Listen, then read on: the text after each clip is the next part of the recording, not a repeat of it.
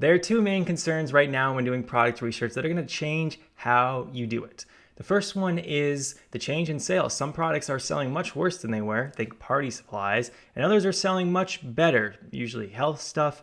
I had one student who messaged me and said his product went from 40K a month to 80K a month based only on the coronavirus and no other compounding factors. So it goes both ways and has a big magnitude. The other big issue is people stocking out. You don't want to come up with a phenomenal new product feature and realize, oh wait, somebody's already done that. I just couldn't see them in the search because they were stocked out. And there's been a lot of issues with the supply chain because of coronavirus. So both the good news is both of these issues can actually be mitigated quite well. I just need to show you how to do them in this video so you can implement all of that. Now let's start with the big issue, changes in sales. Well, this is pretty big in magnitude. We have one product on the water where the top seller was doing $130K a month pre-coronavirus. Well, now they are doing $30,000 a month. So that means there's a 75% decrease in sales for the market. It really sucks. We're not excited about it, but we expect this is going to be short term. Now, how long is short term? Who knows? There's no reason to think life's going back to normal until we either have a very good treatment or we have a vaccine, neither of which health experts expect to come in the next 6 months. So short term might not be that short. But for those of you doing product research right now, okay, it's going to take you 3 to 4 months to get your product out. Just accept that's how long it takes, and know that you will have weathered hopefully most of the short-term issues and hopefully gotten through most of the coronavirus issues. So what we're more worried about is what is the long-term success sales of a product. I expect that how well a product was selling previous to coronavirus is how well it will be selling after. That should be the case for almost every product. So we need to figure out how well it was selling previously and compare that to its current. Now we need to have a couple tools to do that with. In order to do this analysis, we're going to be taking a look at the party supply space. We know this place has tanked, sales are down, but how much? And we're going to try and answer that. So we'll do that by looking at 3 or 4 of the best sellers in the space and comparing their before and after sales. To do this, you're going to need to get a tool. The most popular option is the Helium 10 tool. They have this chart. Keepa, Keepa, also has an option like this that's only $14 a month. It's a standalone. But here you have a chart that will show you the previous sales, show you the history for the products. We've got 2 things we're looking at. In the blue, we have the price history. Not that important here. More important is the red, which is the best sellers rank. Okay. Now, the best sellers rank doesn't just tell you how many units a product was selling. Oh, look at this. It had an 1,800 best sellers rank. It was selling 1,800 units a month. No. What it does is it compares how well this product was selling to all the other ones in the same category. So if we take a look here, this product is in the toys and games category, and its BSR is 13,246, which means there are 13,245 products selling better than this one in the toys and games category.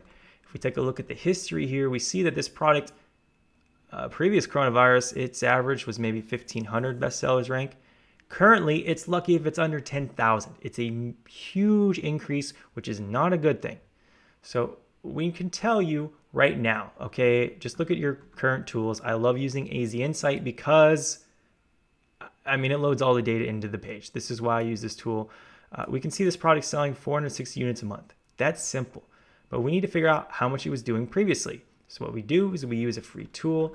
We take the average, remember, 1,500 bestsellers rank. That was the average previously. It don't have to be perfect. Then go over to Google, type in Jungle Scout Sales Estimator. You'll use this tool every single month when you're doing Amazon. And then you type in all that data. 1,500 bestsellers rank, pick your category, pick your marketplace. They have almost every one. Then come in here and pick your category. Here we've got the toys and games category. Bada boom, 1,500 sales a month. So this product was doing 1,500 units a month. Now it's doing less than 500. That is over a 2/3 decrease in sales.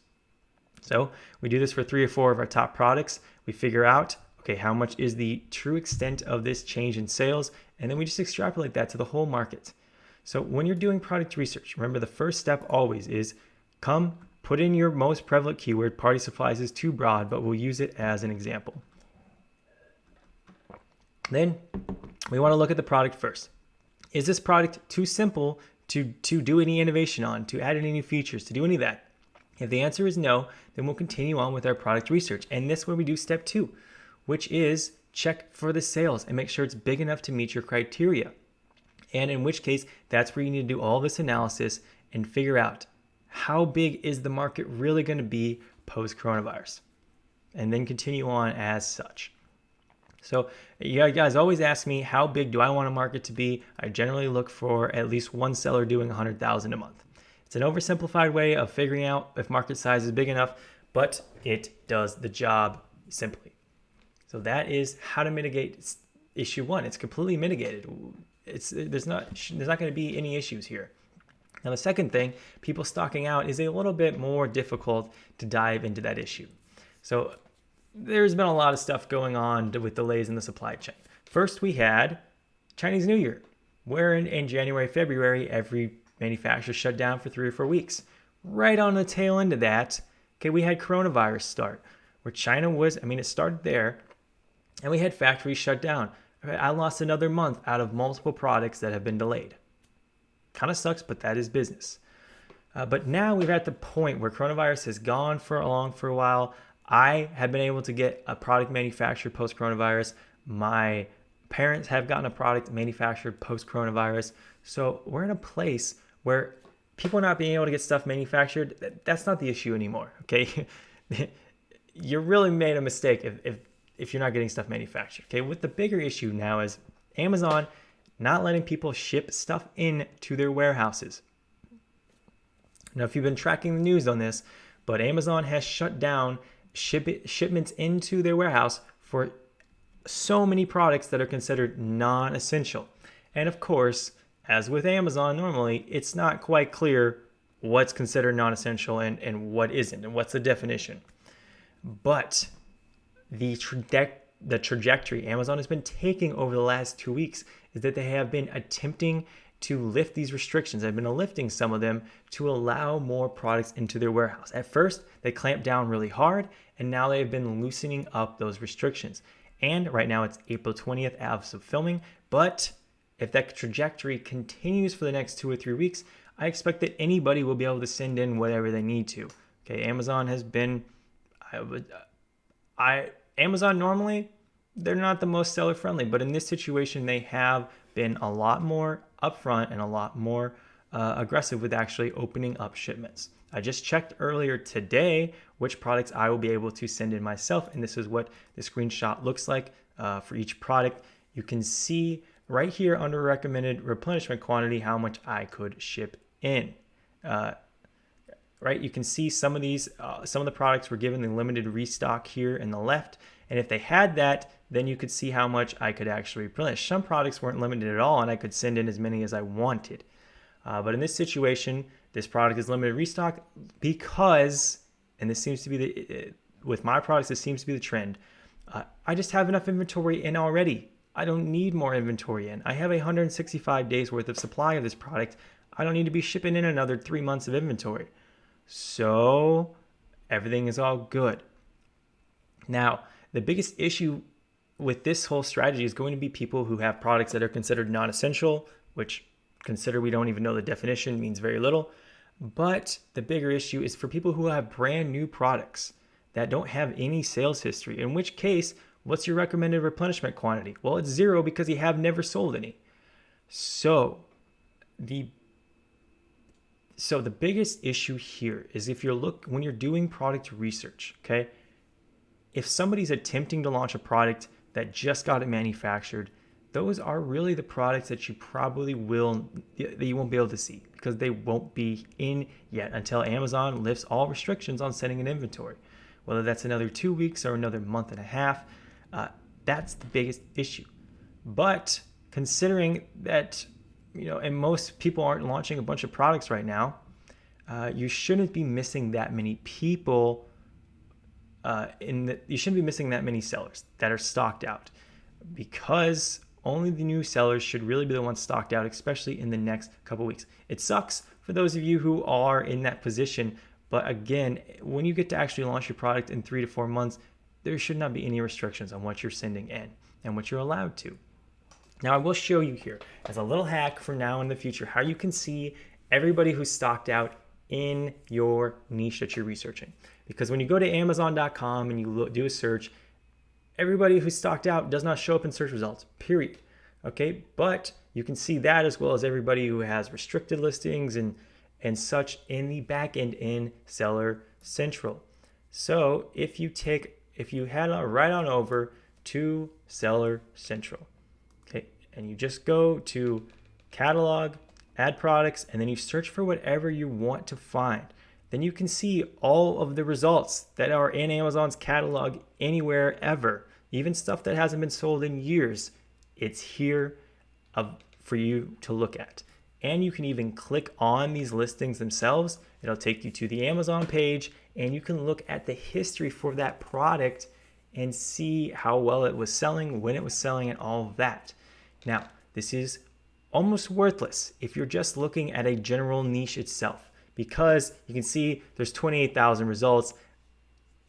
They're kind of sorted by popularity, kind of not sorted at all. So you'll get a lot of crap that's not useful because it just isn't selling or has sold so little.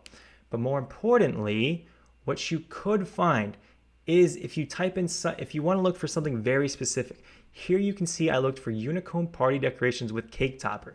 If that is a specific innovation I want to bring to the market, terrible one by the way, but if it's something super specific like that, I may actually have some success looking to see if somebody has listed a product like that and they are just out of stock. Because it's so specific, I might actually be able to find them in the first couple pages of results, maybe even the first result.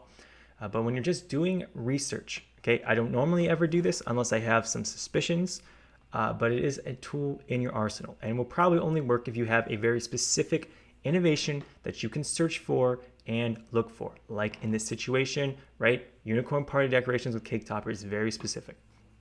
So this is a tool to put in your arsenal. But overall, I wouldn't worry too much about people being out of stock, especially if you're doing product research, say 2 weeks after this video is released, because Amazon seems to continue to want to allow more and more inventory into their warehouses.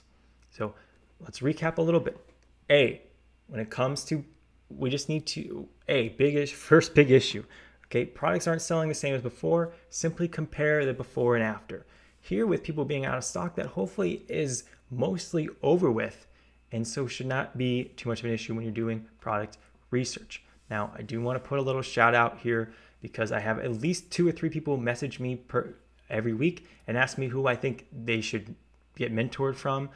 I think a lot of people don't know because I don't push it like in Salesman, that I do have a course and that I do mentorship within that course. So just a shout out so you guys know I does exist. I'll put a link in the description below.